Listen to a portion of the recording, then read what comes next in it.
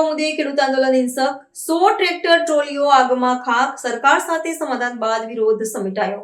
કર્ણાટકના બાગલકોટ જિલ્લામાં મુધોલ તાલુકામાં શેરડીના પોષણક્ષમ ભાવની માંગ સાથે ખેડૂતોનું આંદોલન હિંસક બન્યું હતું।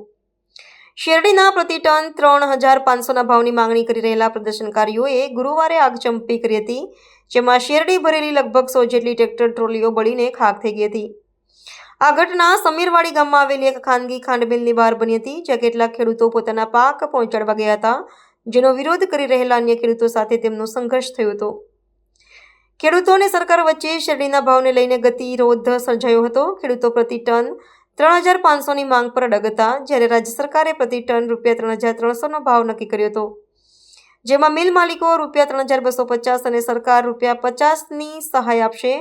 બેલગાવી જેવા અન્ય જિલ્લાઓમાં ખેડૂતોએ આ ભાવ સ્વીકારી લીધો હતો, પરંતુ બાગલકોટના ખેડૂતોએ તેનો અસ્વીકાર કરી વિરોધ ચાલુ રાખ્યો હતો, જેના પરિણામે આ હિંસક ઘટના બની હતી। આ આગચંપીમાં ઘણા નાના ખેડૂતોને ભારે આર્થિક નુકસાન થયું છે, જેઓ પોતાનો પાક વેચવા માટે મિલ પર પહોંચ્યા હતા। આ ઘટના બાદ જિલ્લા પ્રશાસને શુક્રવારે મિલ માલિકો અને ખેડૂત નેતાઓ વચ્ચે બેઠક યોજી હતી, જેમાં મિલ માલિકો સરકારે નક્કી કરેલા ₹3,300 પ્રતિ ટનના ભાવે શેરડી ખરીદવા અને ખેડૂતોનું બાકી લેણું ચૂકવવા સંમત થયા હતા।